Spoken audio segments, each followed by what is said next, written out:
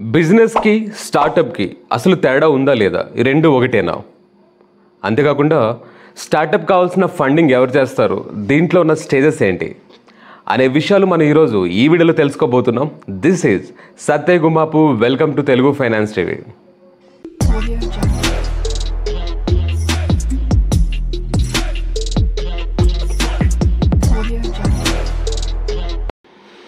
Okay guys, బిజినెస్కి స్టార్టప్కి మధ్య తేడా ఉందా లేదా? ఎస్, డిఫరెన్స్ ఉంది. అదేంటో తెలుసుకుందాం. బిజినెస్ అనేది జనరల్గా సెల్ఫ్ ఎంప్లాయ్మెంట్ కోసం ఒక వ్యక్తి అనేది చేయడం జరుగుతుంది. తన కోసమనో తన ఫ్యామిలీ సర్వైవల్ కోసమనో తను వ్యాపారం చేస్తాడు.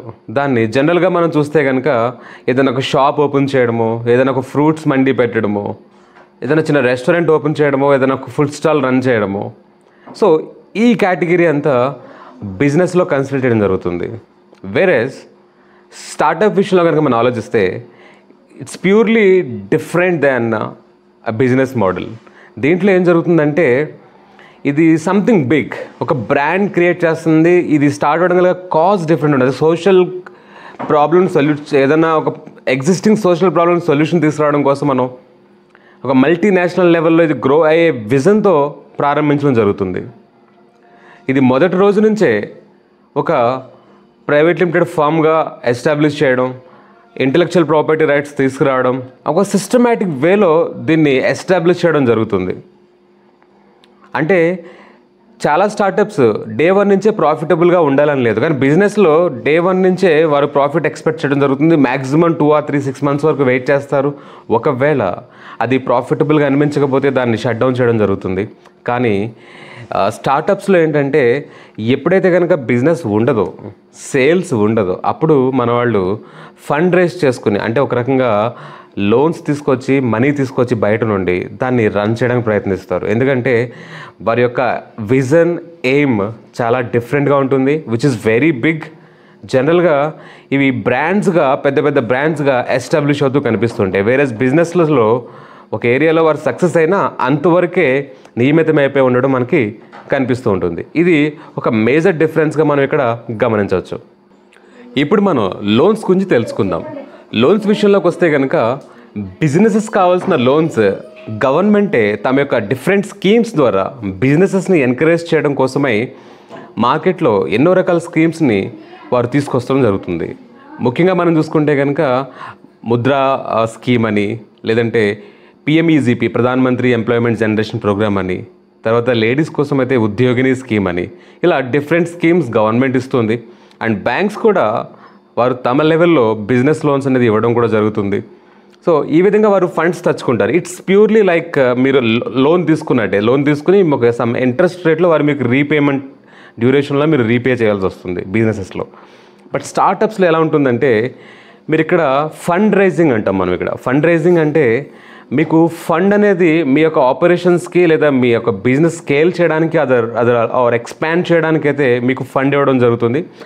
ఆ ఫండ్ అనేది ఇక్కడ లోన్ రూపంలో కాకుండా ఇట్స్ లైక్ ఈక్విటీ షేర్లోకి వస్తుంది అనమాట. ఫండ్ రైజింగ్ అనేది జనరల్గా మోస్ట్ ఆఫ్ ద ఇన్వెస్టర్స్ ఏంటంటే మీకు ఆ ఇచ్చిన అమౌంట్లో మీతో వడ్డీ ఎక్స్పెక్ట్ చేయరు, మీతో షేర్ ఎక్స్పెక్ట్ చేస్తారు. అంటే ఒక 100 రూపాయలు మీరు కనుక ఆ యొక్క స్టార్టప్ రన్ చేయడానికి కావాలనుకుంటే కనుక మీ దగ్గర 80 రూపాయలు ఉంటే కనుక మిగతా 20 రూపీస్ ఏవైతే ఉన్నాయో ఇన్వెస్టర్స్ మీకు ఇస్తారు. సో వారు లోన్ రూపంలో కంటే ఒక షేర్ హోల్డర్గా జాయిన్ అయ్యి ఆ వచ్చే లాభాల్లో వారి తమ యొక్క 20 రూపీస్, అంటే 20% అప్రాక్సిమేట్లీ అనుకుంటే 20% యొక్క షేర్ ప్రాఫిట్స్ నుంచి వారు తీసుకుంటూ వెళ్తూ ఉంటారు. అంటే మీ యొక్క రిస్క్లో భాగస్వామ్యంగా వస్తారు కాబట్టి వారు షేర్ తీసుకుంటారు, మీ దగ్గర నుంచి ఇంట్రెస్ట్ తీసుకోరు. అలాని ప్యూర్లీ అందరూ ఈక్విటీ బేస్ మీదే మీకు ఫండ్ ఇవ్వరు. కొందరు ఏం చేస్తారంటే సమ్ అమౌంట్ ఈక్విటీ బేస్ మీద ఇస్తారు, సమ్ అమౌంట్ ఇంట్రెస్ట్ రూపంలో కూడా ఇస్తూ ఉంటారు. సో ఇక్కడ మనకి ట్రెడిషనల్ బిజినెస్లో వచ్చే అమౌంట్ అనేది ఎలా దొరుకుతుంది అండ్ స్టార్టప్స్కి వచ్చే అమౌంట్ ఎలా వస్తుంది అనే విషయం మీకు క్లారిటీ వచ్చిందని భావిస్తున్నాను.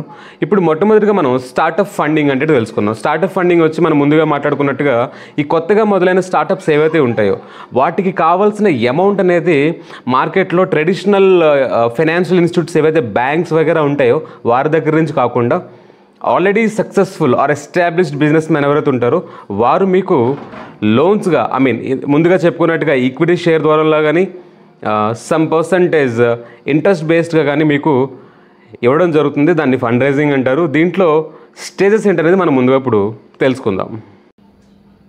ఇప్పుడు మనం ఈ ఫండ్ రైజింగ్లో స్టేజెస్ గురించి తెలుసుకుందాం. మొట్టమొదటిగా బూట్ స్ట్రాప్ లెవెల్. ఈ బూట్ స్ట్రాప్లో ఏంటంటే సింప్లీ చెప్పాలంటే ఓన్ మనీ అని చెప్పుకోవచ్చు. మీరు ఫ్రెండ్స్ దగ్గర నుంచి కానివ్వండి, మీ దగ్గర ఉన్న మీ సేవింగ్స్ కానివ్వచ్చు, మీ పేరెంట్స్ దగ్గర నుంచి కానీ, అంటే ఎటువంటి ట్రెడిషనల్ ఫైనాన్షియల్ ఇన్స్టిట్యూట్స్ నుంచి కాకుండా మీ వ్యక్తిగత సేవింగ్స్ నుండి కానీ చెప్పినట్టుగా కుటుంబస్తులు స్నేహితుల నుంచి తీసుకునే అమౌంట్ ద్వారా మీరు ఏదైతే కనుక స్టార్ట్ చేస్తారో ఆ స్టేజ్ని బూట్ స్ట్రాప్ స్టేజ్ అంటారు. మీరు మార్కెట్లో చాలా వినే ఉంటారు, ఇది it's a boot strap company. ఇప్పుడు కూడా కొన్ని వందల కోట్లు టర్న్ ఓవర్ చేస్తున్నా కానీ ఇది బూట్ స్ట్రాప్ కంపెనీగా ఉందని మీరు మార్కెట్లో వినే ఉంటారు. మీకు తెలిసిన ఏదైనా బూట్ స్ట్రాప్ కంపెనీ ఉంటే కమెంట్లో తెలియపరచండి. రెండోది వచ్చి సీడ్ రౌండ్. ఈ సీడ్ రౌండ్ అనే పదం మీరు వినే ఉంటారు. దీంట్లో MVP డెవలప్ అయిన తర్వాత, అంటే మినిమం వయబుల్ ప్రోడక్ట్, మీరు ఒక స్టార్ట్అప్ స్టార్ట్ చేసిన తర్వాత మీ దగ్గర ఒక ప్రోడక్ట్ సర్వీస్ ఉంటుంది. ఆ ప్రోడక్ట్ని మీరు మినిమం వయబుల్ ప్రోడక్ట్, అంటే మీరు మార్కెట్లో మీరు తీసుకువెళ్ళి దాన్ని మీరు సేల్ చేయగలము, ఇంకా ఈ ప్రోడక్ట్ ఒక స్టేజ్కి వచ్చింది, దీన్ని మనం ఇప్పుడు మార్కెట్లో పెట్టవచ్చు అనే కాన్ఫిడెన్స్ మీకు వచ్చిన తర్వాత మీరు సీడ్ రౌండ్కి వెళ్తారు. ఈ సీడ్ రౌండ్లో ఏంటంటే మీకు ఏంజల్ ఇన్వెస్టర్స్ ద్వారా ఫండ్స్ అనేవి రావడం జరుగుతుంది. ఏంజల్ ఇన్వెస్టర్స్ అంటే ఏంజల్ అనే పదంలోనే మీరు చూసారు కదా, మీకు సహాయం చేయడానికి వచ్చే దేవుళ్ళు లాంటి వాళ్ళు. ఎట్లా అంటే వారు కూడా మనలాగానే స్టార్టప్స్ చేసి కష్టాలు పడి ఎస్టాబ్లిష్ చేసి మనీ సంపాదించి ఉంటారు. సో వీరు ఓన్లీ మనీయే కాకుండా వారి యొక్క ఎక్స్పర్టీస్, వాళ్ళ ఎక్స్పీరియన్స్ని కూడా మీకు సపోర్ట్గా ఇవ్వడం జరుగుతుంది. మీరు ఈ విషయంలో కనుక ఏదైనా టీవీ షో కావాలనుకుంటే కనుక షార్క్ ట్యాంక్ ఇండియా ఒక షో వస్తుంది హిందీలో, అది ఒకసారి చూడండి, మీకు హిందీ అర్థమైతే కనుక. అక్కడ డిఫరెంట్ ఇన్వెస్టర్స్ కూర్చుంటారు, వాళ్ళు లైక్ ఏంజల్ ఇన్వెస్టర్స్ అనమాట. మీ దగ్గర ₹1 లేకపోయినా ఒక మంచి ఐడియాతో మీరు ముందుకు వెళ్తే కనుక వారు మీకు డబ్బు రూపంలో సహాయమే కాకుండా వాళ్ళ యొక్క ఎక్స్పీరియన్స్ని కూడా మీతో పంచుకుంటూ మీ యొక్క ఐడియాని ముందుకు తీసుకెళ్ళడానికి సహాయపడుతుంది. సో అది సీడ్ రౌండింగ్. అది మోస్ట్లీ ఏంజల్ ఇన్వెస్టర్స్ కూడా జరుగుతుంది, and venture capitalist, different funding institutes అయితే మార్కెట్లో ఉన్నాయి. సో దాన్ని సీడ్ లెవెల్ అంటారు. మూడోది వచ్చి సిరీస్ ఫండింగ్. సిరీస్ ఫండింగ్ అంటే సీడ్ లెవెల్ తర్వాత మీ యొక్క అవసరాన్ని బట్టి ఇన్వెస్ట్మెంట్ సైజ్ పెరిగే కొలదే, లైక్ ఉదాహరణకి మీరు ఒక ఏరియాలో ఒక స్టాల్ ఓపెన్ చేస్తారు, తర్వాత దాన్ని మరి డిఫరెంట్ సిటీస్లో మీరు ఎక్స్పాండ్ చేద్దాం అనుకుంటున్నారు. అప్పుడు మీరు ఒకసారి సిరీస్ ఏలో ఫండ్ రైజ్ చేస్తారు. డిఫరెంట్ సిటీస్ నుంచి డిఫరెంట్ స్టేట్స్కి వెళ్దాం అనుకుంటున్నారు, సిరీస్ బిలో ఫండ్ చేస్తారు.